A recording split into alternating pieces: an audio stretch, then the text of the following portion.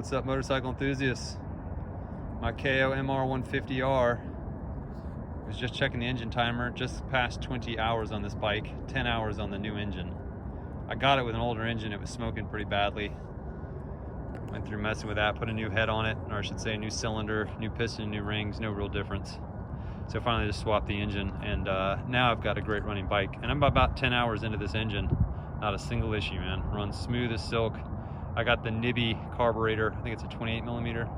I got it from SV Racing Parts. Basically, I got the bike sort of upgraded. It was a demo bike for them. Came with the Dunlop tires on there. I love the Dunlops. I just installed a new rear, scrubbed it in. That was kind of the point of today's ride, but also just to get a training session in. So it's a great tire, no warmers needed, super sticky. I don't have any issues with it. Got the Kindle Exhaust. I got that from Misfit Racing up in Canada. Can't beat that, man. What a great kit. Plug and play. Comes with the exhaust and I guess header, mid-pipe, whatever. And that gets you another horsepower. So around 11 horsepower on this kit.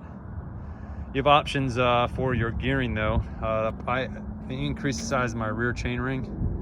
Went up 2 from stock, I believe. So that's a 48 tooth rear chainring. And that's giving me a little bit more slow speed performance. I can hang out in second gear and like it. So I like that a lot. I put custom risers using PVC pipe on the tail.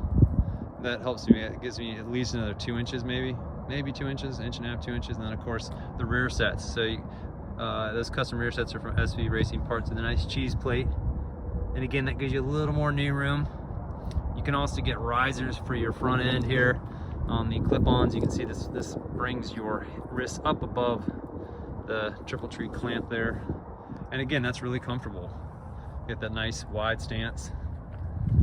Just killer, man. So this bike is so comfortable standpoint of ergonomics when you're training.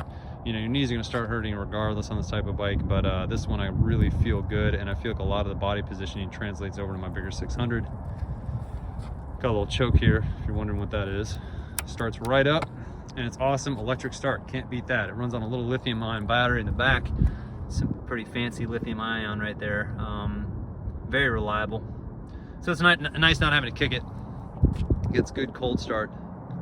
And again, I got 10 hours on this engine. Adjusted the valves, I think 0.07 millimeter intake, 0.12 millimeter exhaust, and haven't had any issues there. What else is there, man? I haven't installed the adjustable shock yet. I want to do that. This is the stock shock, but with the upgraded adult springs in it. I'm gonna get, I think maybe send it off this winter, although I got a lot of bikes, as you can tell, to mess with, and get the adjustable front forks. I think that would be a worthwhile upgrade. The suspension, it's got the ELKA rear shock in it, which is just luxurious, man. That thing is absolutely the tits right there. Love that rear shock. Got a little soft right now, but it's just very, very smooth, very, very reliable. Yeah, so one of the cool things is I've got my lap timer on here, which is super fun when you're doing your little training circuits. Just keep your eye on efficiency, you know. And then I also actually have a neutral light. You can see it turning on behind there, so that lets me know if I'm in neutral or not, which is pretty cool. Wired that in myself. Yeah, so I don't know, man. I guess I'm gonna upgrade the front forks, and otherwise there's really not much to do. I know they offer a quick shifter, but it shifts really well. It might be kind of cool to mess with that, but so far I just love this thing on kart tracks, but I especially love it for the slow speed training. So yeah, if you're in the market, man, this is one to definitely pay attention to. I think they're only about $3 grand, $3,500 shipped to your door. What a bargain. And then of course you got some upgrades to put on there, but well worth it. Just a pretty much copy of the NSR 50 from Honda, and one of the all-time greats here, man. So if you're still watching this, like and subscribe. Sorry for the babbling, but I haven't featured this bike yet.